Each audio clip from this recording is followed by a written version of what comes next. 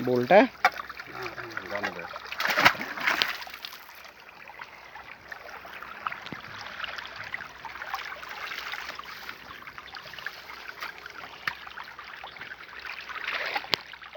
ਆਹ ਦੇਖੋ ਆਹ ਖਾਲੇ ਦੇ ਹਾਲਾਤ ਆ। ਫਿਰ ਕਹਿੰਦੇ ਜ਼ਿਮੀਦਾਰ ਫਸਲ ਨਹੀਂ ਹੁੰਦੀ, ਫਸਲ ਧੂੜ ਹੋਵੇ ਖੱਟੀ ਨੂੰ ਜਿੱਲ ਨਹੀਂ ਕਰਦਾ। ਆਹ ਦੇਖੋ ਆਹ ਰਾਹ ਕਾ ਮਾਸ਼ਾਅੱਲਾ ਵਾਹਵਾ ਵਾਰੇ ਤੇ ਆਪਦੇ ਤੇ ਟਾਈਮ ਨਾਲ ਆਣ ਕੇ ਤੇ ਮਿੱਟੀ ਮੁੱਟੀ ਲਾਉਣ ਡਿਆ। ਇੱਥੋਂ ਦੇ ਜ਼ਿਮੀਦਾਰ ਏਡੇ ਹਰਾਮੀ ਆ, ਇੱਦਾਂ ਕਰਦੇ ਇੱਥੋਂ ਮਿੱਟੀ ਆ ਬੋਲਟ ਆ ਦੇਖੋ ਭਰ ਕੇ ਹੈ ਨਾ, ਬੋਲਟੇ ਭਰ ਕੇ ਸਾਰੀ ਚੋਰੀ ਕਰਦੇ ਆ। ਤੇ ਚੋਰੀ ਹਰਾਮ ਖਾਣ ਦੀ ਜਿਹਨੂੰ ਆਦਤ ਪਈ ਜਾਵੇ ਹੈ ਨਾ, ਇੱਕ ਵਾਰੀ ਉਹ ਹਰਾਮ ਖਾਣੋਂ ਨਹੀਂ ਹਟਦਾ ਭਾਵੇਂ ਕੁਛ ਹੋ ਜਾਵੇ।